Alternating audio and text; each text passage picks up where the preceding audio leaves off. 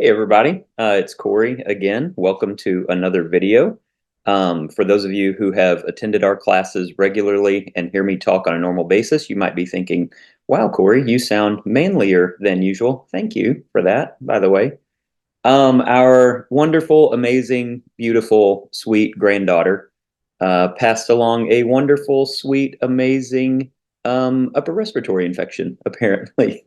And so that's what I'm enjoying right now. But nevertheless, we're going to plow through and we're going to get this video recorded. So I'm excited to talk about this tonight. Tonight we're going to talk about conflict, and specifically conflict between parents and tweens and teens.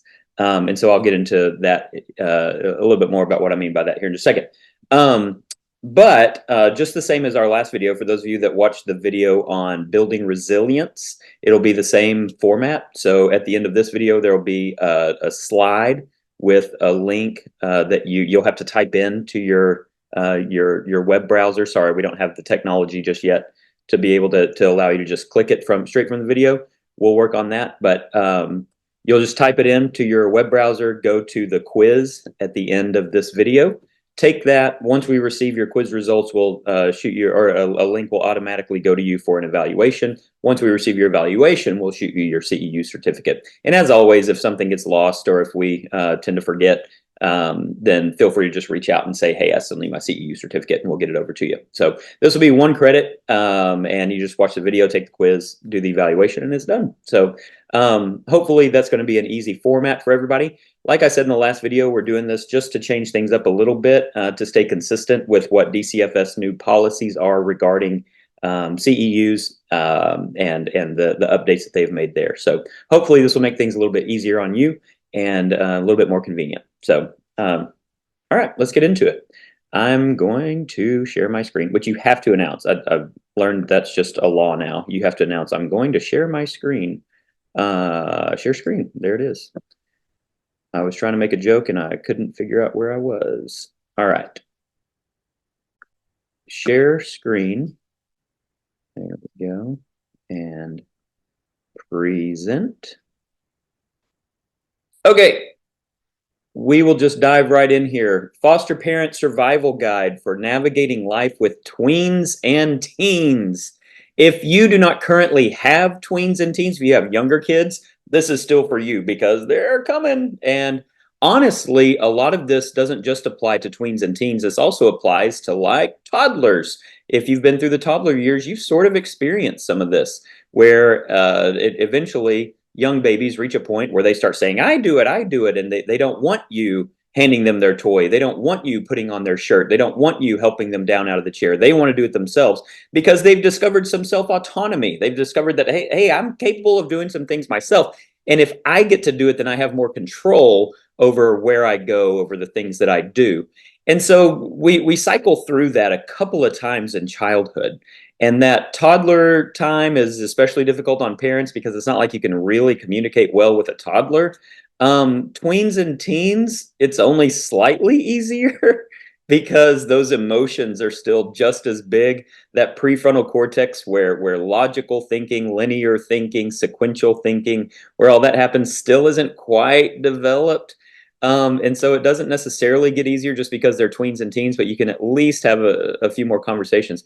I also remember, and I've heard many times since, but I remember when I was 17, my sister was 18. It's just the two of us. She's a year older than me.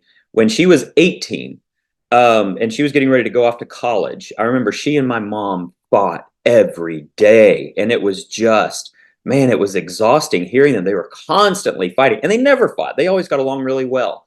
And it was because my sister was planning to leave the nest, go off to college. And so she went through that phase there as well around that time. So there are some different times where we hit this phase where we get into a lot of conflict with our parents because we're trying to establish independence. And that's really what we're going to be talking about tonight. But specifically for our context tonight, we are talking about tweens and teens ages 11-ish to 15-ish. If you know anything about our family, you know that we have been through this phase with a few of ours. We are currently in this phase with a few of ours, and we will soon be in this phase with a couple of ours. So we're sort of all over the map with this. We've got a little bit of experience past tense. We've got some experience present tense, and we've got some stuff coming up future tense. So we've got a few thoughts to share about this. Now, what I'm talking about whenever I say conflict between parents and tweens and teens, it comes down to that one word right over here is independence. Everybody wants their own independence. It is their most pressing need at this phase because socially they're starting to enter like middle school, early high school. They don't want to be the baby of the group. They want to be one of the cool kids. There's a lot of peer pressure that suddenly gets just dumped into the system around this age. Social media is getting hyper, like hyperdrive with targeting this age group. I remember MTV back in the day. MTV's target demographic. Maybe you know this because it's such old information at this point. But MTV's target demographic back in the 80s and 90s was 7 years old was MTV's target demographic. And social media has just intensified that. Social media, YouTube, the internet, the targeted age is just getting lower and lower and lower. So by the time they hit this tween and teen stage, there's already some expectations set for how they're supposed to be. There are expectations set from the time that they are children for how they're supposed to behave as these cool middle school and young high school students. And so there's a lot of that being poured into what independence looks like from their perspective. So that's an important thing to keep in mind. But it's about establishing independence through self-expression, and that's really, I mean, you can say that that's also true for like the toddler. That's true for the 18 or 19-year-old getting ready to leave the house.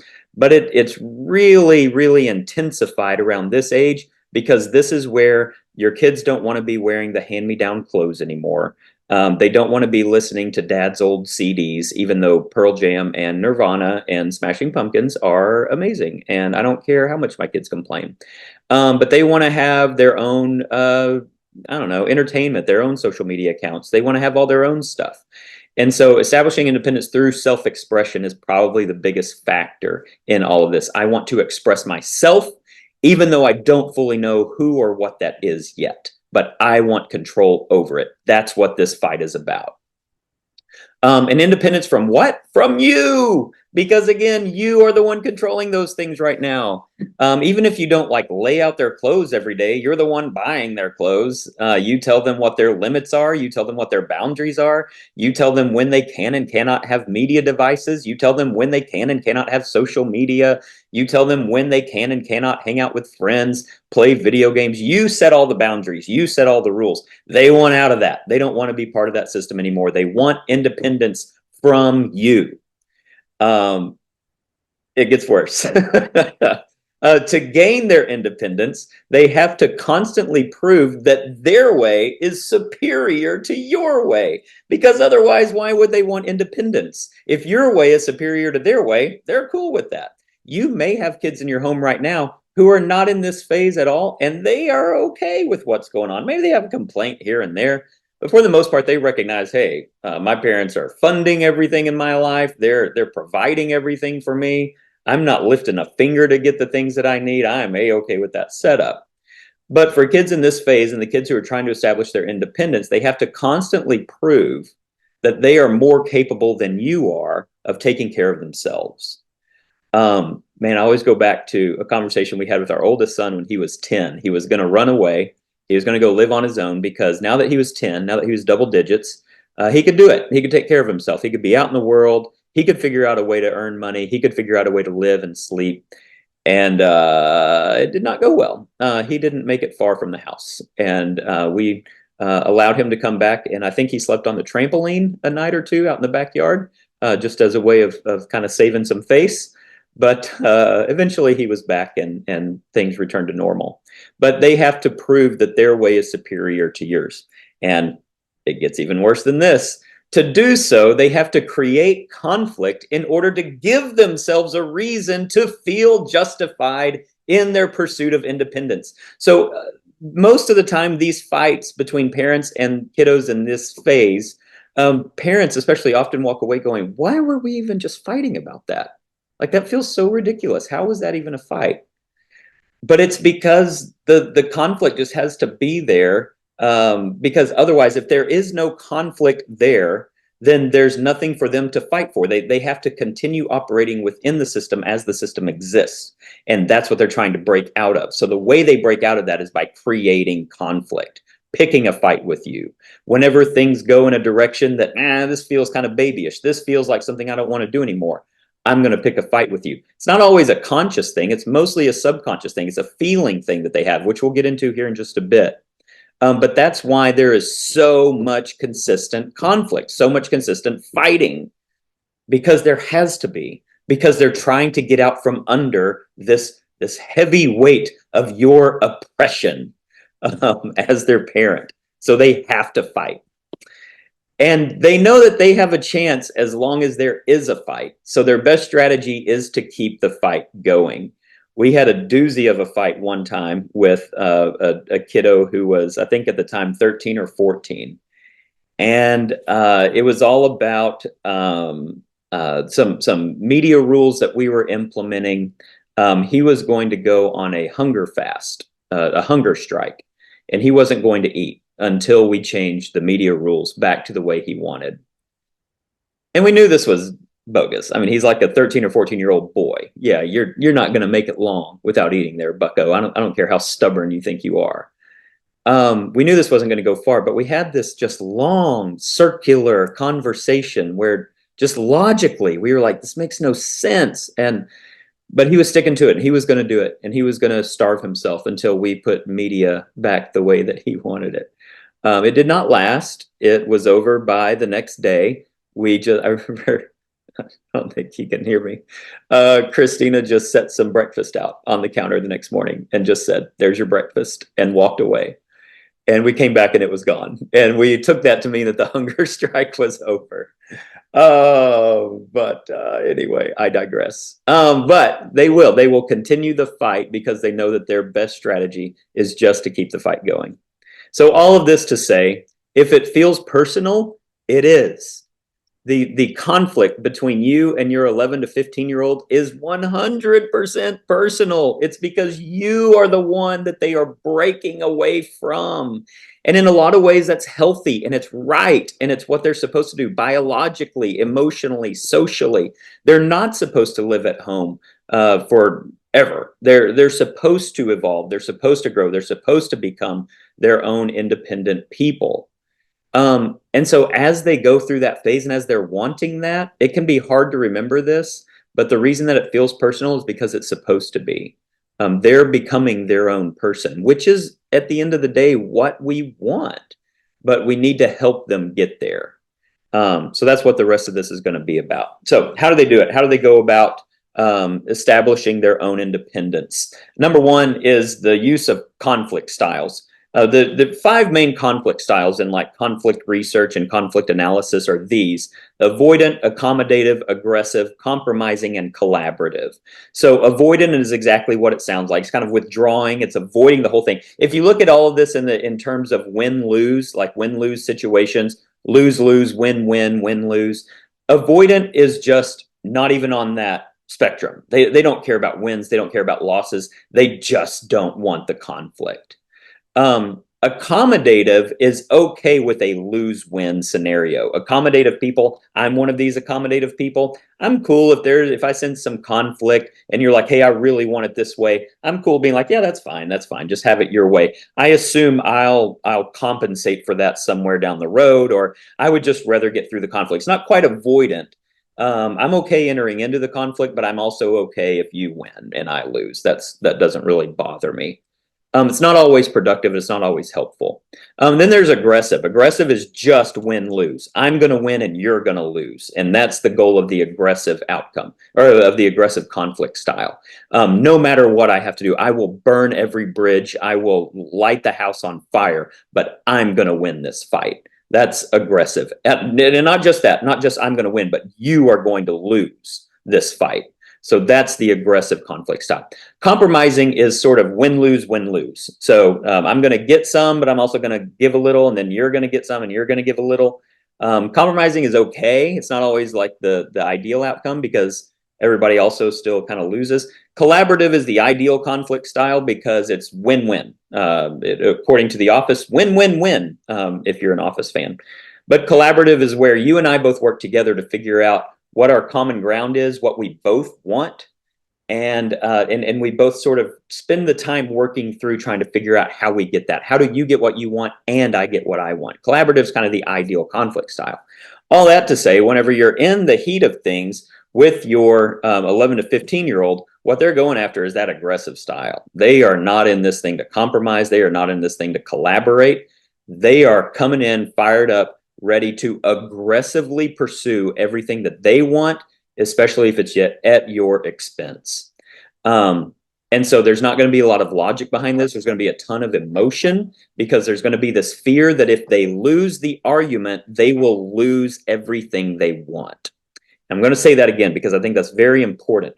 There is a great fear that if they lose the argument, they're going to also lose everything else that they want. So you need to keep that in mind when they come at you aggressively, especially if it's a kiddo that's always been kind of avoidant or accommodative, even a kiddo that's always been kind of compromising or even collaborative. If they all of a sudden turn aggressive, it's because there's this fear. I've got to break out of here. And I have to be pushy. I have to be bold. I have to be loud. I have to be aggressive. Otherwise, I'm going to lose everything. So keep that in mind whenever things start to heat up and escalate. Okay, the 3 conversations is another way that they do it. The 3 conversations are, number 1, what happened? Number 2, feelings and emotions. And number 3, identity. There's a couple of really great books. I mean, there's probably more than these, but the couple of books that I've read that are about this are, sorry, that's blurred out. I don't know if you can read that. It's called Super Communicators by Charles Duhigg. I accidentally ordered the large print, is what it says. Right? It looks like this is all inappropriate stuff because it's all blurred out. Oh, look at those terrible words. But this is Super Communicators by Charles Duhigg. Here, I'll hold it like that. And it's a really great book. It is specifically, there are 3 sections in the book, and the sections are what happened, feelings and emotions, and identity. So it breaks those down. Another one that does a really good job breaking it down is called I Never Thought of It That Way by Monica Guzman. Monica Guzman is part of an organization called Braver Angels that gets people on political and cultural spectrums, brings them together to have like really good hearty conversations. And so she's a big part of that work. I Never Thought of It That Way by Monica Guzman really gets into a lot of the 3 conversations topics. But again, these 3 conversations are what happened, feelings and emotions, and identity. What happened is exactly what it sounds like. It's kind of the surface level thing. So I told you to take out the trash, and I walked by the trash can and the trash is still in there. Hey, you didn't take out the trash. So that's what happened, right? But there's going to be conflict only if there are feelings and emotions involved. Because if I just say, hey, you didn't take out the trash, and then you agree with me with what happened, and you go, yeah, I didn't take out the trash. I'll get up and do it right now. There's no conflict because we both agree on what happened. Now, if we have a little bit of a disagreement over what happened, hey, you didn't take out the trash. Well, you never told me to. I sure did tell you to. I told you to earlier when you were playing video games, and you said, okay, but then you kind of ignored me. Now we've got an issue. Because it's not just about what happened, even though that's what our conversation is. That's where the bulk of the words are going to be. The reason there is a conflict is because of the feeling and the emotion that this is now generated within me. So if you didn't take out the trash and I saw that you didn't take out the trash, but it didn't bother me, there's no conflict. The reason there's conflict is because I am feeling some kind of way. My emotions are now activated. And this works the other way as well for our kiddos. If we're fine with what's going on, but they're upset with us, and we're like, why is this even a big deal? Like, why are you mad at me about this? This is such not a big deal. It's not about what happened. It's about the feeling that they have about what happened. And that's the reason conflict takes place. Because again, if everybody is hunky-dory with what happened, there is no conflict. The only reason there's conflict is because what happened is generating a negative feeling inside of me. And the reason that it's generating a negative feeling inside of me is because of that even deeper and core layer of identity. If I come to my child and I say, hey, I told you to take out the trash and you didn't take out the trash, and they just sort of blow me off and ignore me and they go, yeah, I'll get it later. Well, you have made me mad. And the reason that I am mad is because you are challenging my identity as the authority figure in your life as your father. And so now we're in conflict because my identity is being threatened. And again, it works the other way for our kiddos too. As our kiddos are trying to establish their own independent identity, and we come at them with something that challenges that, they're going to fight back against it. If our kids are tired of wearing their older siblings' hand-me-down clothes, and we bring them a giant bag down from storage and say, here's your brother's clothes from 1998, there's going to be some pushback because number one, they don't want the clothes. It makes them feel dumb wearing clothes from 1998, even though it was a great time. And it makes them feel like they're not getting their own ability or their own opportunity to practice self-expression with the clothing that they wear. And so that's what's fueling all of this conflict. Now, the reason I bring up the 3 conversations is because it can be really helpful, just in the same way that it can be helpful if we remember that our kiddos are going to come at us aggressively out of fear. They're not coming at us about what happened, even though that's what the argument is going to be. That's what all of the energy is going to be spent on, is talking about what happened and whose perspective is right and who remembers it best. And no, this is what you said. No, you said it this way. We're going to spend a whole lot of time and energy on what happened. If we can, though, drop down a layer and say, how did it make you feel when you heard me say that? Let's talk about that. What does that do for how you feel about yourself and how you feel about our relationship whenever you hear me say things like that? Now we're talking. Now we're getting into something. So if you can drop below the what happened, because it's really irrelevant. What happened really doesn't matter because that's not what the argument's about. What the argument is about is how they're feeling and what it's doing for their identity and for yours. So conflict styles, keep that in mind. The 3 conversations, keep that in mind. And again, identity is at the heart of that. And then finally, SOS, sorting, othering, and siloing. And again, and I never thought of it that way by Monica Guzman. She gets into this as well. Sorting, othering, and siloing. We do this culturally a lot, so this won't be anything strange to you. We do this on social media. We do this with the news that we take in. We do this politically. We do this religiously. We do this culturally. We do this in everywhere. We sort people into camps. People with whom I agree, people with whom I disagree. People with whom I align, people with whom I do not align. People who are a little bit crazy, but I'm fascinated by them. People who are crazy, but I need to stay away from it. And so all these examples I'm giving are binary, but the sorting gets way more complex than that. We sort people into dozens and dozens and dozens of categories. And by sorting them, we sort of slap this label on them. And usually the label is value. So either this person is good or bad. I like what this person is doing, or I don't like what this person is doing. Your tween and teen is doing the same thing to you. They're sorting you into some kind of space. So the parent figure in my life, whether you're a biological parent, a foster parent, a kinship parent, whomever, the parent figure in my life falls into this label, falls into this category. All right. And so I'm going to label them that, and I'm going to treat them that way. The othering is, once we've sorted everybody, we take the people that we identify with and that we sort of want to be like, and we bring them in close and we other everybody else. We push everybody else outside the fence, and we start to view them as not like me, and all the emotions and things that triggers in us biologically. So if you're not like me, I'm afraid of you. I look at you suspiciously. I assume the worst in you. And so our kiddos start doing that to us. And in some ways, if we're not careful, we start doing that to them as well. And so that's, again, where that conflict continues to sow and continues to grow, because we have sorted each other and labeled positive or negative value, and then we have othered. And now I am officially acting out of fear towards you. And then we start siloing. We just start building up our own defenses. So I'm going to build up these walls. I'm going to insulate myself from everything that you say. And I'm going to build up this reality for myself that makes total sense for me and my worldview, and has no space whatsoever for you and your worldview. All right. And so our kids are doing this on a subconscious level. We're sort of doing this on a subconscious level back toward them. And pretty soon we have completely separated ourselves. And they kind of start to get a little bit of the independence that they want, but it's not a healthy kind of independence. It's independence because as soon as we come together, we just fight. So we don't want that. We don't want to sort, other, and silo. We don't want to do that. But that's what ends up happening when we let conflict completely escalate. All right, so this is kind of the bulk of this section of this screen. So remember the conflict styles, that they're going to turn aggressive even if they never have been. The 3 conversations really try to work to get down to the identity, and then the sorting, othering, and siloing. At all costs, try to avoid that. Try to avoid allowing that to happen. And we'll get into a few ways of what to do instead. All right. Oh, and we're here. What to do instead. Excuse me, I do need to take a quick swig of water. So, what tools can parents use to navigate the escalating conflict between themselves and their tween and teen? For this section, you can see I've got 6 little boxes here. We're just going to talk about 6 quick things, and then that'll be the end of it.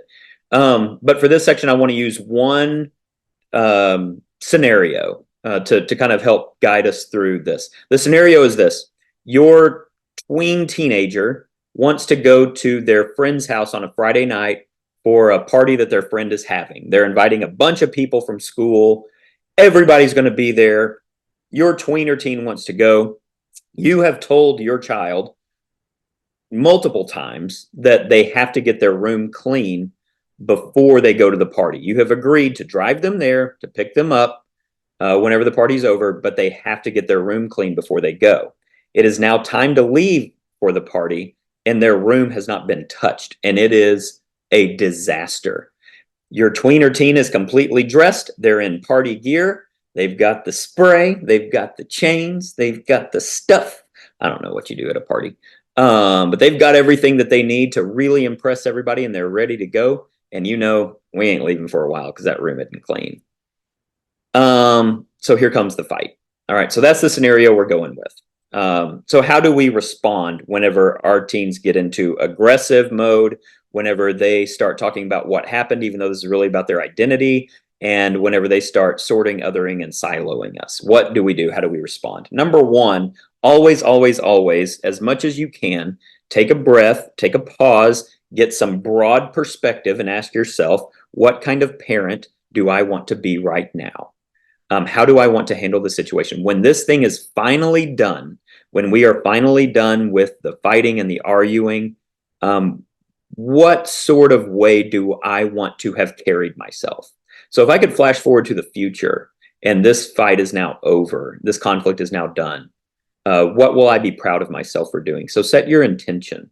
And sometimes that's hard because you're in the argument, you're in the conflict before you even realize it. And you don't really have time for this. So sometimes you might even need to say, hey, you know what? I realize this is starting to escalate. I'm going to take a couple minutes to just go gather my thoughts, and then go set your intention. What do I want to accomplish here? And how am I going to go about it?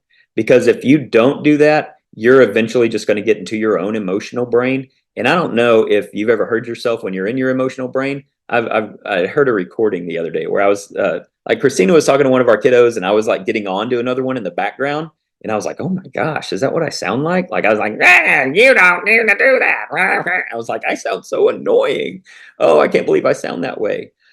But we do. Whenever we get into our emotional brain, we forget about logic. We forget about sequencing. We forget about concisely saying what it is that we're trying to say and then just being done. Instead, we feel threatened and we react.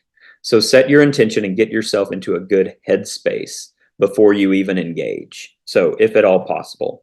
Number two, I've loved this phrase for a while, and I don't remember who I heard say it, but catch the ball and drop it. I think it was on one of our classes, like one of our teachers said, catch the ball and drop it. So instead of just back and forth, well, I'm going to throw this ball at you. Okay, well, they're going to throw the ball back at me, and then I'm going to throw the ball back at you.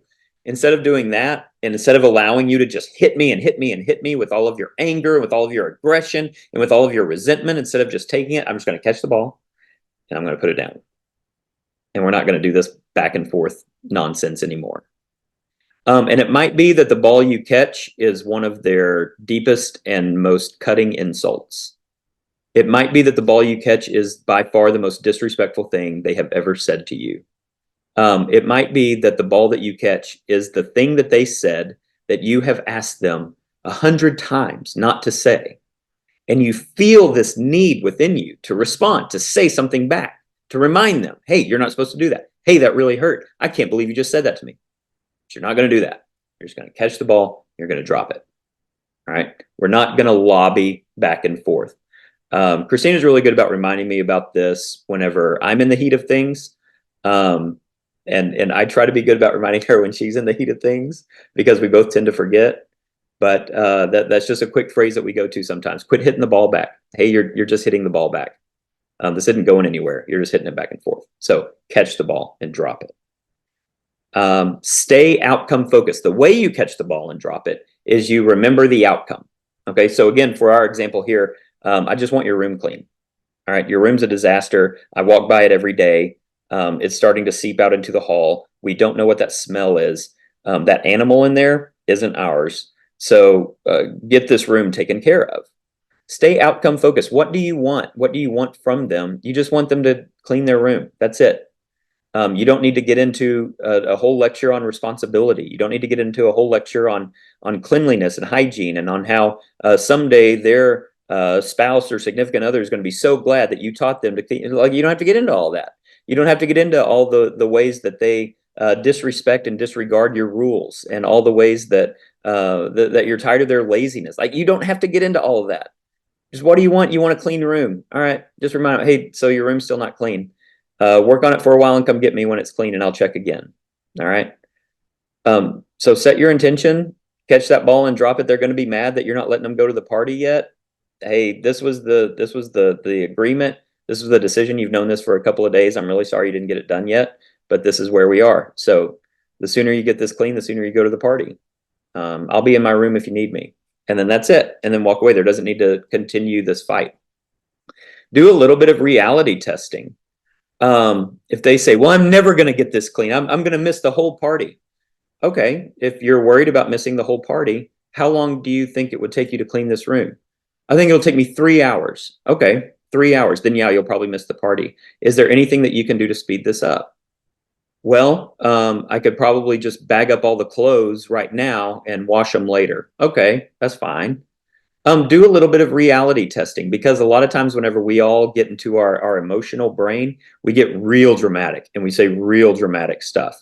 Okay, well, let's play that out then. If you were to do that, the thing that you're saying, what would that result in? How would that look? Reality testing can be helpful whenever you're not emotionally volatile. So don't try to reality test whenever you're in a bad headspace. If you've set your intention, if you've caught the ball and you've dropped it, if you're staying outcome focused, then you're probably in a pretty good headspace to do that reality testing, because you are in your thinking brain, in your prefrontal cortex. Reality testing is all prefrontal cortex stuff. Again, it's linear thinking. It's logical thinking. I love it whenever I can't think of those words. But if you're in a good headspace, reality testing can be useful, because then you can even show them, hey, look, I think you could knock this thing out in an hour. All right, you missed the first 45 minutes of the party. But if you really get to work, I think you can do this. And so reality testing can sometimes help bring them down, but again, only if you are in a good headspace. Because if you're coming at them with your emotion, with your aggression, with your identity issues, and with your sorting, othering, and siloing, if you're coming at them with all that energy, then none of your reality testing is going to matter, because all they're going to want to do is fight back with you. But if you're in good headspace, reality testing can be useful. Focus on interest versus position. I have this backwards. It says positions versus interest. I guess like weigh positions versus interest. Don't get so caught up on the position. Again, this is sort of like going back to the what happened versus the emotions and identity issue. Don't get so caught up on the position. Here's what I mean. So positions are the things for which your teen is arguing. That's their position. This is what I want. I want to go to my friend's house on a Friday night, even though my room is not clean. That's what I want. That's my position. So if you spend all of your time spinning the wheels and arguing about whether or not they can go, that argument is going to go way over there to places where it doesn't need to be, because it's going to be about stuff that's not even this. It's not even about what the issue is. So avoid getting caught up in the position. Well, I want to go to the party. Well, your room's not clean, but I want to go to the party, but your room's not clean. You always do this. No, I don't. You're lazy. You're mean. Don't do that. avoid getting hung up on the positions. Look instead to their interest. What is it that they're at? Why go to the party at all? Their motivation for holding that position is their interest. So the why behind it. They want to go to a party where all of their friends are. Why would a tween or teenager want to go hang out with all of their friends on a Friday night? Because they want independence. Because they feel left out when their friends have fun without them, which is a pretty normal and typical thing for a teenager to feel. And so that's their interest. Now, if you can get to this part in the discussion, if you can get past all the position, if you can get past everything about who all's going to be there, all the times, complaining about their room, if you can get past that and you can get to this interest, hey, I can tell you're really worried about being left out of this party. Now, the focus is not on you. The focus is not on you as the one preventing them from that. The focus is on what they're actually worried about. You are worried about missing something really fun. Man, I know how that feels. And so I really wish you would have gotten your room cleaned sooner than this. I think you can do this quickly. So get to work. I'm ready to drive you as soon as your room is clean, because I know how that feels. Now you've tapped into something where you are not threatening them because you're communicating that you actually understand them. And I'll just say the caveat with this: they still might resist it, even if you are spot like hammer on the nail. You nailed it. You are saying exactly what they're feeling. They may still keep an arms up and keep a distance from you. But it's really important that you understand their interests and that you start talking to that and about that, and avoid getting caught up in the position. So you're really stressed that you're going to miss this party. I can see why. It sounds like it's going to be a lot of fun. I remember going to parties like that whenever I was your age, and I loved them, and I would have hated to miss it. So I can understand why you're frustrated. So let me know when your room is clean, because I want you to enjoy this thing. I don't want you to feel left out. That's how we address interests instead of positions. So do that as the arrows indicate. And then finally, as we start doing more and more of this, what hopefully starts to happen as that prefrontal cortex starts to develop more, they start to age out of this phase a little bit more. What hopefully starts to happen is that we shift as parents. We're no longer their decision maker. We're not their sort of overlord, for lack of a better term. I realize that's not a great way to describe a parent, but up until this phase, we're just sort of their manager. We're just doing everything that we can to keep them healthy and safe and alive and relatively entertained in life. But this is the phase where the pivot happens, where we turn from being the managers to being more of a guide. So the more that we do these things, the more that we set our intention, catch the ball and drop it, stay outcome focused, do some logical reality testing, address interests instead of positions, the more they're going to start trusting us to actually understand what they want. And there's really nothing more powerful when you are in a time of conflict with somebody and it just registers with you that they understand what you want. Not what you're saying, not your logical reasoning. It's not even that they agree with you, but they go, oh, yeah, no, that makes sense to me. I can see why you would feel that way. I get that. I understand that feeling. Man, that just opens up so much safe space and vulnerable space. So what we're aiming for is to become a guide for our kids. This is the phase where we make that shift. We let go of micromanaging a lot of things. We just sort of hand off some stuff. Hey, if you have your own room, I'm not going to come in all the time and check on your room, but I want you to know you've got to know where your stuff is. Like when it's time to leave for school, you need to know where your shoes are, but I'm going to be hands off with your room. If you're wanting to get a job, I'll help you with everything that you need to get a job, and I'll be kind of hands off, and I'll hand you over to the boss, and I'll let the boss be your authority, but I'm going to help guide you through these things. So this is the phase where we start to become a guide for our kiddos.